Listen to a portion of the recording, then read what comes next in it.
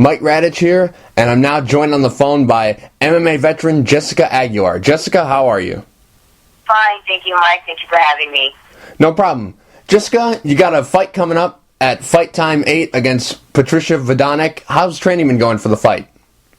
Well, training is going well. Everything is done. Training camp is done. I'm ready to go. Excited about, making history with Fight Time. What are your thoughts about your opponent? Patricia's a tough up-and-comer. She's talented. She's exciting. She's a good athlete as well. So it's going to be a good fight. You're a veteran of the sport. She's an up-and-comer. Do you think your experience will play a big factor in the fight? It doesn't really matter. I kind of see myself in her. When I started the sport, I only had 5 days when I fought Lisa Ward, and I didn't know anything. It just took heart, and she has more experience than I had in my first fight. But it really doesn't matter. I don't think it plays a big role. Without revealing too much, of course, what will your game plan be going into the fight?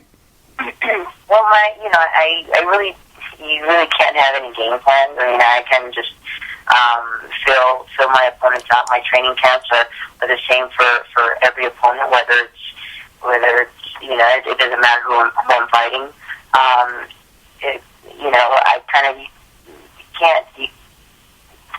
You can't underestimate anyone. I don't underestimate anyone. I respect all my opponents, and I train very hard for everyone. So, I just kind of fill them out and then go from there. Are you still under contract with Bellator? Yes, I am. Have they contacted you anything or said anything to you about possibly another 115 tournament or a 125 tournament? Have they said anything to you about that? I don't know anything about they haven't contacted me or told me anything about any other tournament at 115 or 125, so I don't know anything about that. Your last fight was against Lisa Ward. You avenged a loss that you suffered early in your career. How pleased were you with your performance, and how good did it feel to avenge a loss? Because when you fought her the first time, like you said, it was your debut, and it was her, I think, her 5th or 6th fight. Well, it was a really, really good, it was a really good feeling, and it was good just to see where I've came, how far I've came, and to meet Lisa Ward at, in one of the biggest shows in our weight class. It was awesome, and then to have, also the fans vote for our fight to be televised, that was another bonus. So it was really good, it was really good to get that one back, and I was really happy about that. You're 8-2 in your last 10. Do you feel that right now you're in the prime of your career?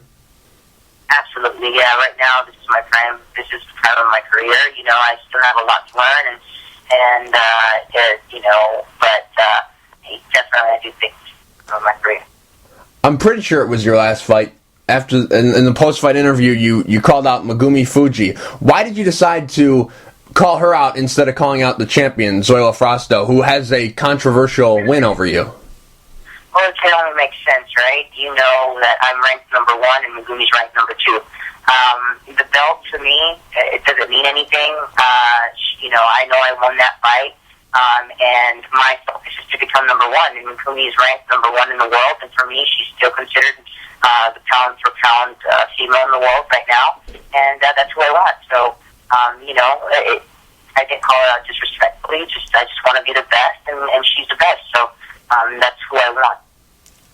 Do you have any interest in a rematch with Zoila Frausto? Or Gurgel, as she's going right now? Right now, it's nothing, I don't care about that match.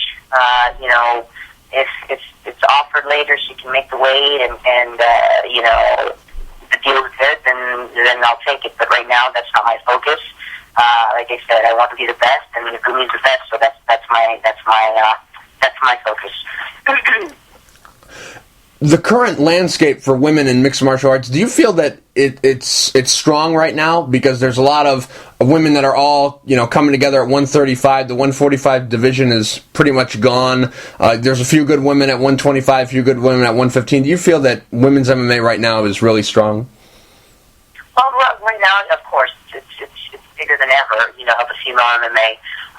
But, you know, it's going to keep growing. You know, there's more, I see more females, you know, starting to join mixed martial arts gym and start training. So, you know, we have to sit and watch what happens with the sport, with the female sport. The generations now are changing. There's more kids. There's more parents involving their little ones, their girls, and you know, you never know. If I would have probably found the sport at a younger age, you know, the sport would have probably been, you know, larger today. But it's not. But it's growing. So I think it is. It is the largest. It's the strongest it's ever been for us females. This fight that you got coming up at Fight Time 8, where do you see the fight playing out? Do you see it being a wrestling match? Do you see it being a lot of stand-up? Where are you kind of thinking?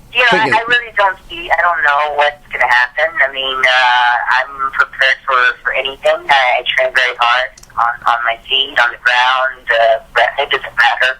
I can't tell you, you know, where the fight or where I see the fight. Obviously, where do I want the fight? On the ground, because I love the ground. But again, you know, my last few fights, you know, they've been standing fights. So, you know, I never know. It all depends on how the fight plays out. You know, I can't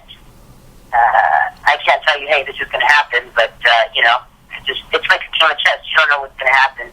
You have to play the game and see how it goes. How many fights would you like to take this year? 3, 4, more, or does it all depend on what Bellator is doing? No, I think for me, I don't know, probably about 3 more fights. You know, and see again, you know, like I said, see what Bellator has to offer me and what opportunities are out there for me. Do you have a prediction for your fight? Well, I want to, you know, I want a victory submission first round.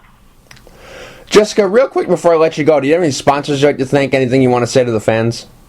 Well, you know, again, right now, I want to thank everyone, all the fans for their support, all you guys, the media, all my sponsors, everyone who's helped me, my fans, they know who they are, and I'm always grateful and appreciative to everyone who's helped me.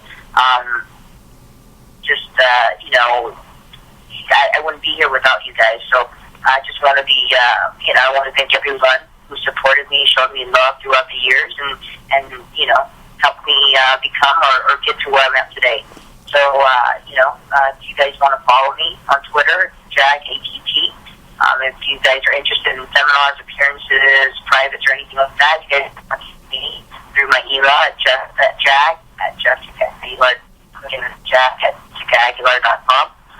Also, you guys can visit my website, www.jessicaaguilar.com, and also on my Facebook.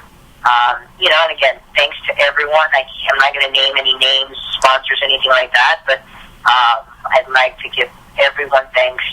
Everyone who's contributed to my success and everything else, I'd like to give thanks.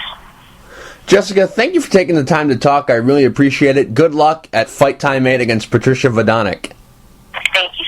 I appreciate it as well.